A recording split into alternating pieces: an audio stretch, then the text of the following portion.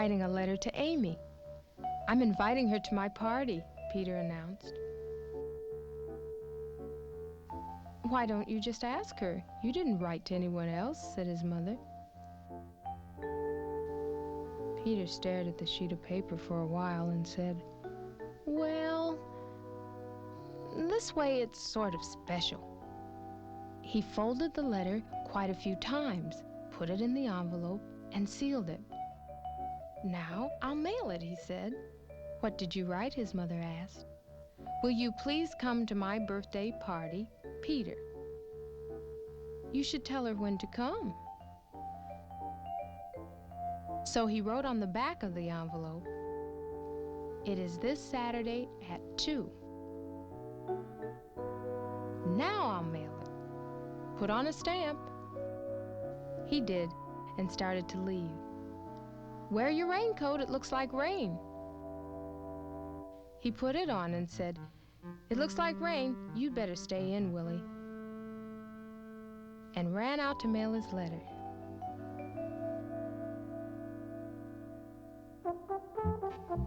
Walking to the mailbox, Peter looked at the sky. Dark clouds raced across it like wild horses. He glanced up at Amy's window. She wasn't there. Only Peppy, her parrot, sat peering down.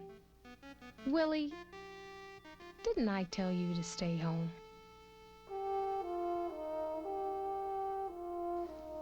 Peter thought, what will the boys say when they see a girl at my party?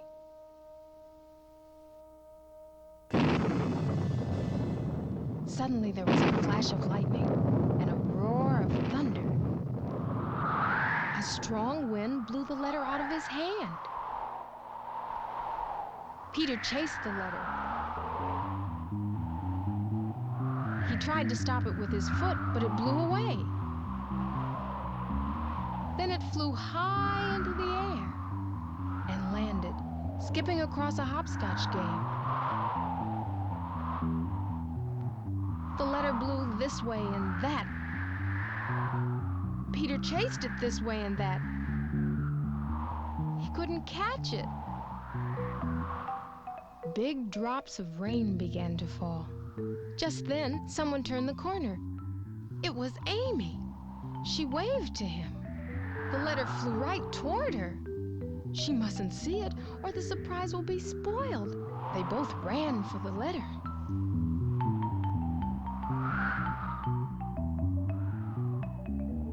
In his great hurry, Peter bumped into Amy. He caught the letter before she could see it was for her.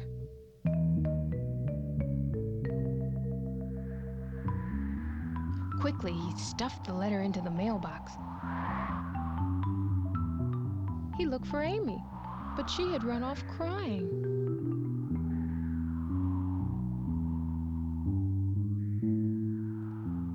Now she'll never come to my party, thought Peter.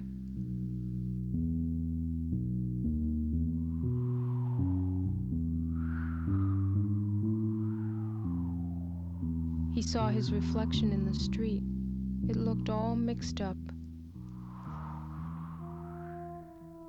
When Peter got back to his house, his mother asked, "Did you mail your letter?" "Yes," he said sadly.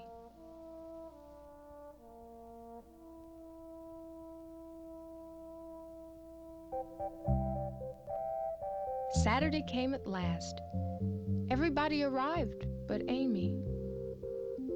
"Shall I bring the cake out now?" his mother asked Peter. "Let's wait a little," said Peter. "Now! Bring it out now!" chanted the boys. "All right," said Peter slowly. "Bring it out now." Just then the door opened. In walked Amy with her parrot.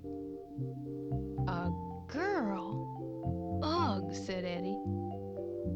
"Happy birthday, Peter," said Amy. "Happy birthday, Peter," repeated the parrot. Peter's mother brought in the cake she had baked and lit the candles. Everyone sang. "Make a wish," cried Amy.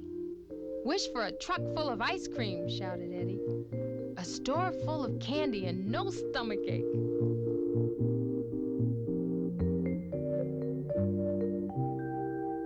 But Peter made his own wish and blew out all the candles at once.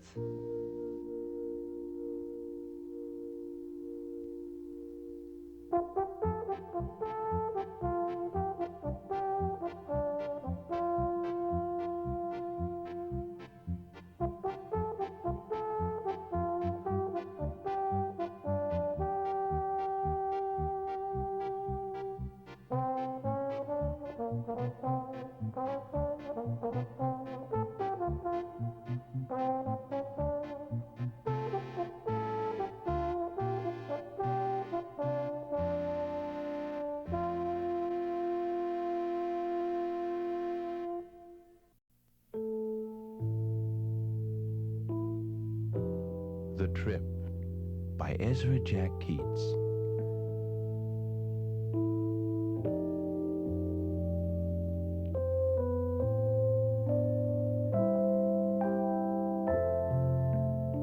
Louis's family moved to a new neighborhood. He didn't know anybody there. No kids, no dogs, no cats. And there weren't even any steps in front of the door to sit on. Louis sighed and went in.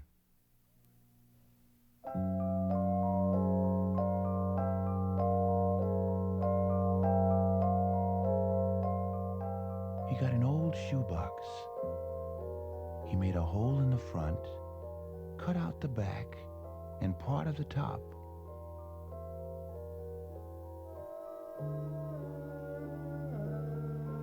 And began to paste things inside.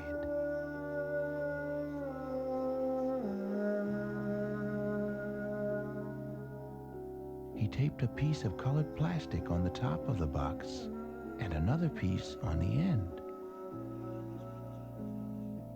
He hung his plane from the top and closed the box. Louis looked through the hole. Wow! Louis pretended he was flying his plane.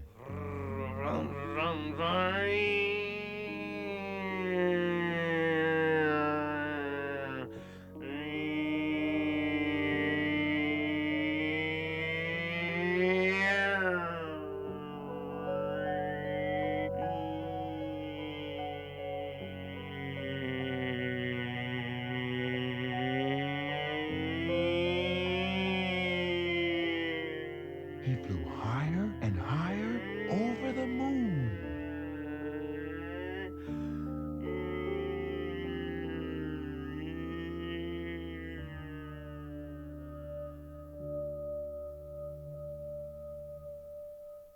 He landed in his old neighborhood.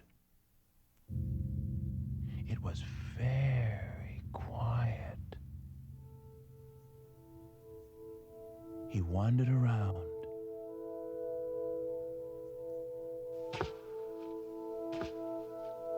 He could hear his own footsteps. Where was everybody?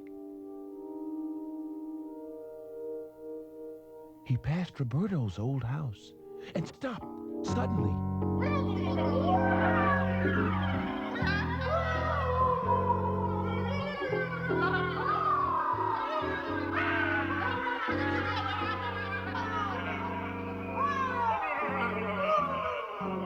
He turned around and ran as fast as he could.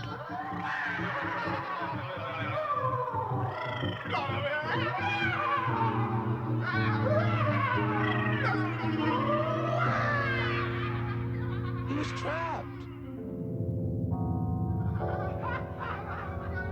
Hey, wait. I know that tale. It's the cat. And you're Roberto. And that must be Amy and Archie. They were his old friends. "Surprise!" they yelled. "Trick or treat!"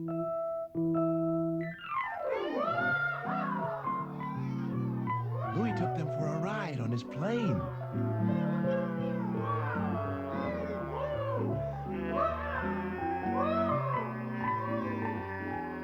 Everybody ran to the windows to look at them.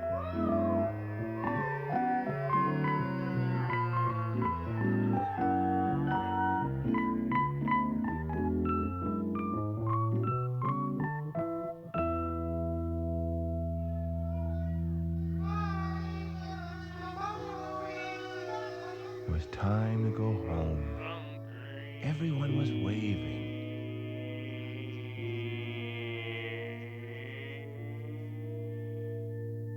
"Trick or treat," Louis heard from far away.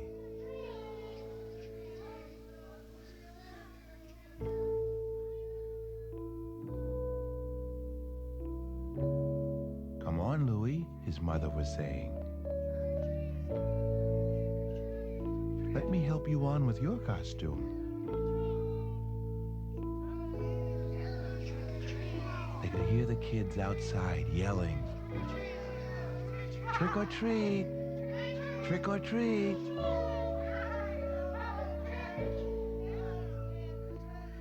Louis went outside to join them.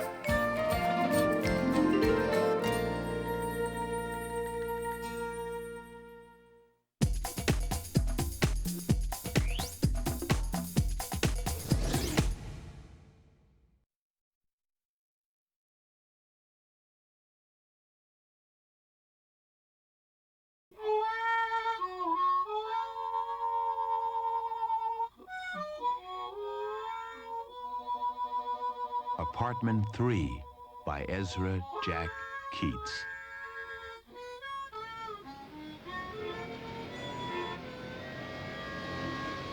The rain fell steadily.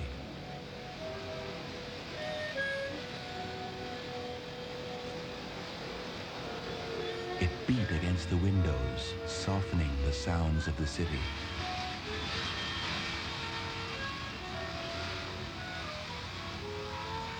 As Sam gazed out, he heard someone in the building playing a harmonica. It filled him with sad and lonely feelings, like the rain outside. He had heard that music before. Each time it was different. Who's that playing? Sam wondered.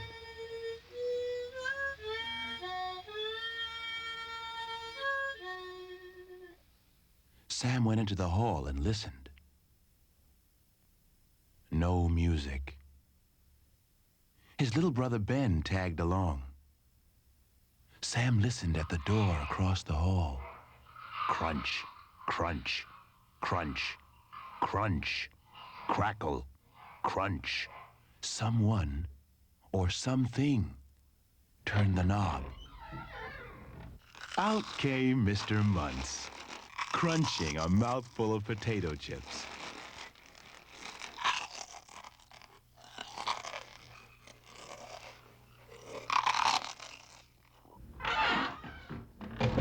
They waited until he was gone. There was one door left on their floor. Through it came smells of cigarettes and cooking. A family was arguing, but no music.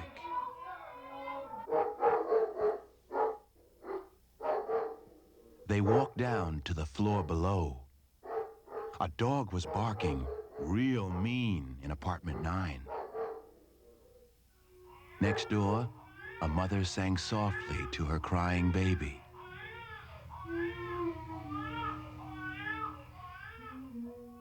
apartment 7, not a sound.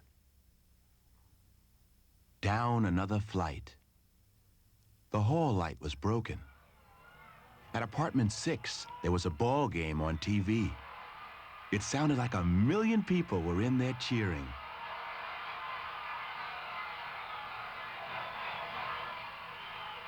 Apartment 5, loud, juicy snoring. Ben bumped into an old, worn-out mattress. That snorer sure is enjoying his new one, Sam said.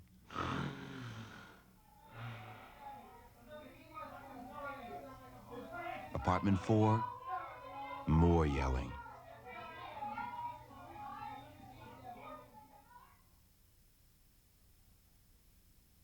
Finally, the ground floor. The door of apartment 1 opened. "The super," Sam whispered. They hid under the stairs. The super grumbled to himself as he left the building and slammed the door. "That guy hates everyone," said Ben. Apartment 3 was quiet. Just a container of milk outside the door. They stopped in front of apartment 2, Betsy's door. Sam thought, maybe she'll come out and I'll say hello to her. He decided to hang around. "Let's rest a little," he said. They sat on the steps. But no Betsy. And no music. "Come on, let's go home," said Ben. As they turned to go upstairs, Sam noticed that the container of milk was gone. He went over to take a good look. The door was open a little. He peeked in. "Well?" A sharp voice startled Sam. "We didn't take the milk," he blurted, but the man was shouting. "Okay, nosy, have a good look." Sam could make out a figure at a table. It was the blind man's apartment. "Come on in, you two. What's the matter? Scared?" They were so scared, they went in. "There's the milk," Sam shouted. "We didn't take it." "Who said you did?" snapped the man. "I brought it in myself." "Stop shaking, kids. Shut the door and sit down." Sam shut the door and sat down. "How'd you know we're kids?" asked Ben. "I know about you boys. You live upstairs," said the man. "I know something else about you, Sam." "What?" whispered Sam. "You like the little girl across the hall. The way you slow down when you pass her door. The real nice way you say, 'Hi, Betsy,' and she says, 'Hi, Sam.'" Ben giggled. Sam jumped up. "Who's nosy now?" he yelled. "I know about you, too. You sit around here finding out other people's secrets." The man's face took on a faraway look. "I know plenty, young fellow. I know when it rains, when it snows, what people are cooking, and what they think they're fighting about. Secrets? You want to hear some secrets? Listen." He stood up suddenly, raised his harmonica to his mouth, and began to play. He played purples and grays and rain and smoke and the sounds of night.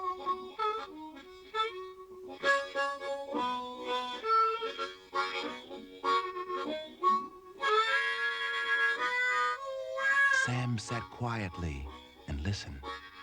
He felt that all the sights and sounds and colors from outside had come into the room and were floating around.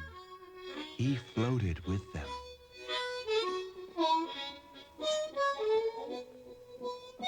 Ben's eyes were closed, and he was smiling.